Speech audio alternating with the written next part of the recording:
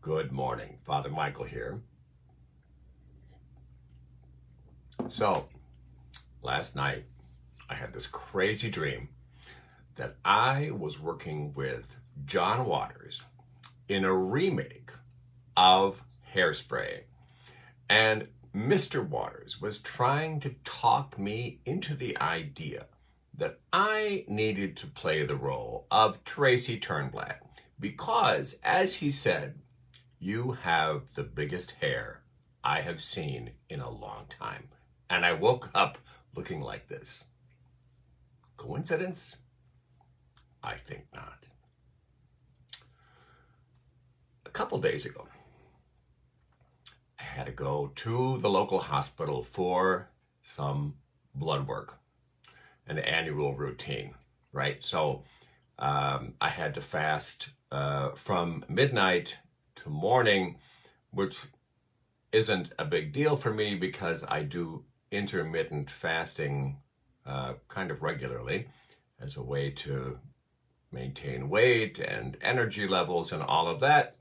Research it and try it out. I highly recommend it because it really does work. But like all old crusty people, on that morning of my scheduled blood work, I was up before the chirp of the first robin on the tree outside my bedroom window. And I am showered and dressed and all of that, and I am heading over to the local hospital lab because I want to get there exactly at 8 o'clock and beat the other old crusty people who, were very competitive, don't get in front of us in line and do not walk on our lawn. Some basic rules of crusty living. So I get there, and it turns out, dang it, there are two even crustier old people than I am who have beat me there. And so I'm the third person actually in the line. And so after being greeted by the receptionist and of course sent over to the little billing window because that's really what we're about in this culture. And I show her my brand new, never been used before Medicare Advantage card. So proud. After I gave her all of that, then she told me to take a seat in the waiting area and that somebody would call me shortly. Okay. Well, so we are still in COVID mode, as you know. So, of course, masks are mandatory in a medical facility. And, there's probably 100 seats in this waiting area, and they're marked off which ones you can sit in and which ones you can't sit in so that we can maintain our 6 feet social distancing and all of that. So I take my seat.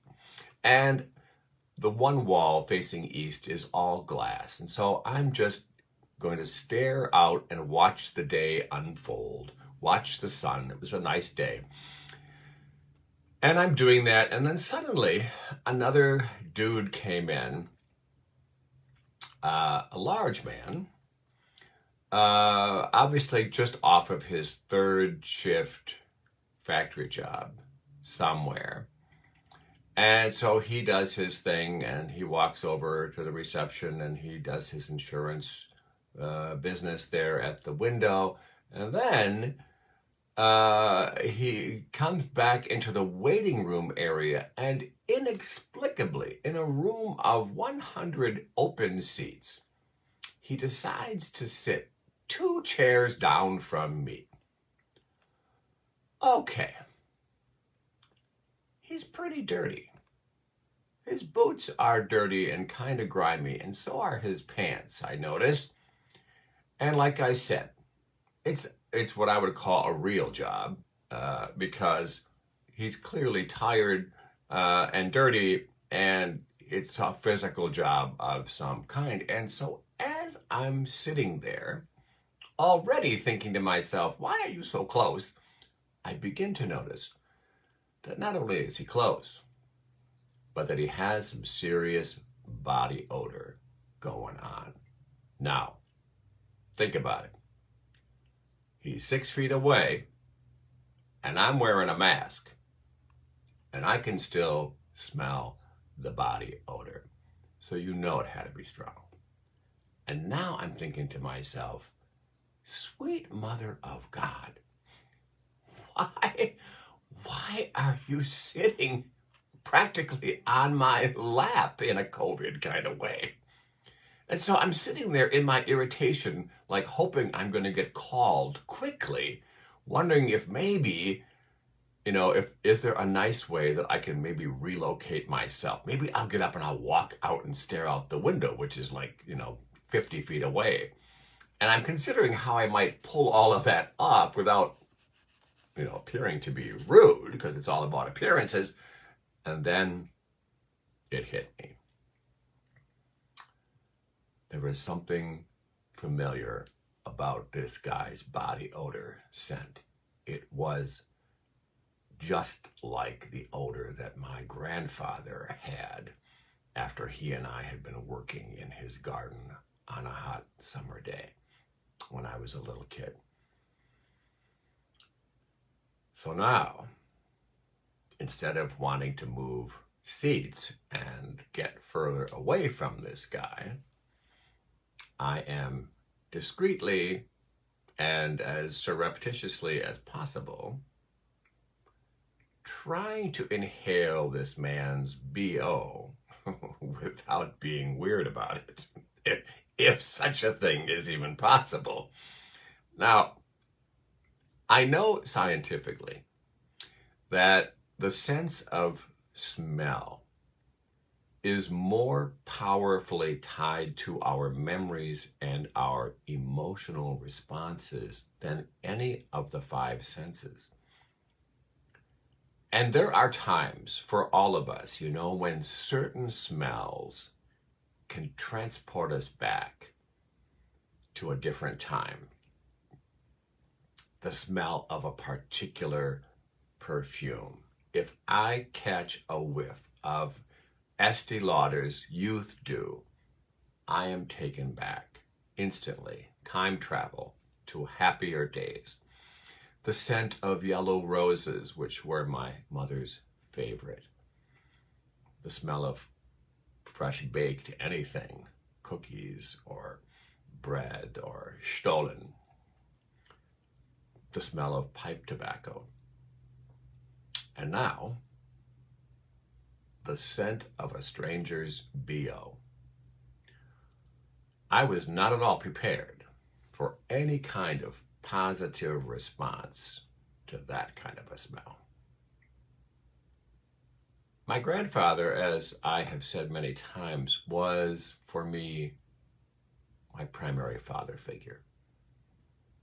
He was a faithful Catholic. He was a devoted husband. He was an amazing grandfather. And so maybe this guy, who I had kind of dubbed Mr. Stinky in my mind, maybe Mr. Stinky, it occurred to me, was also a man of faith. Maybe he too loved his wife and his family.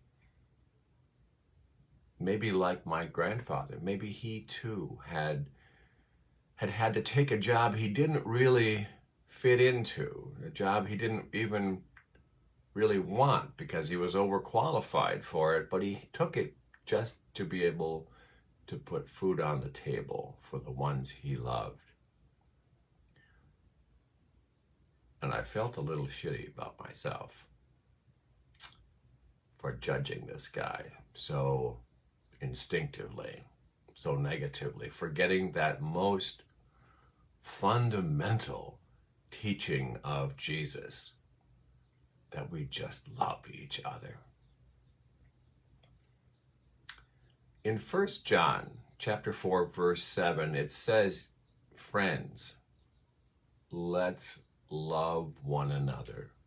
Love comes from God. And everyone who loves has been born of God and knows God." That particular reading from 1 John is one that is chosen so many times and one I've used so often to defend same-sex relationships and same-sex marriage, because it states the obvious, simple truth of human love, that human love is of God. So it is holy and sacred and sacramental and life-giving. It's so simple, so elegant. There's just no ambiguity at all. And yet, generations of Christians have twisted and misused and overlooked and manipulated this very simple, fundamental Christian truth in ways that serve their own biases and prejudices. Kind of like I did with Mr. Stinky, the blue-collar guy at the hospital lab. Until that moment of grace that came to me through my nose, reminding me of the humanity that we all share. God does not expect big, monumental projects from us, from most of us. God does not need us to jump on a plane and go to Zimbabwe and become missionaries. God does not need us to get on a plane and fly to East Europe. God just needs us to do the next right thing and to love the people who are already in proximity to us. Man, it is not any deeper than that. Because no matter who or what situation we're in, who we're surrounded by, all we have to do is care for each other and love each other and recognize that we are all bearers of the divine image. Pray with me. Loving God,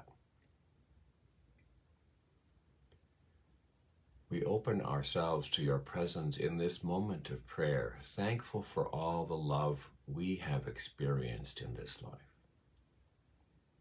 That love has made us who we are. Help us today to love a little more openly, a little less reservedly, to see in people that perhaps we don't perceive any commonality with. Help us to see them as our sister and brother, and to trust that you, in your infinite wisdom, are already manifesting the truth of your love in them and through them. Amen.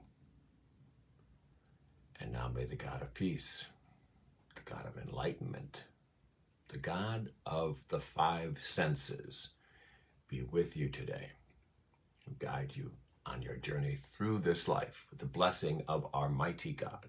Otsa isino isfiatomaducho. Have a good day.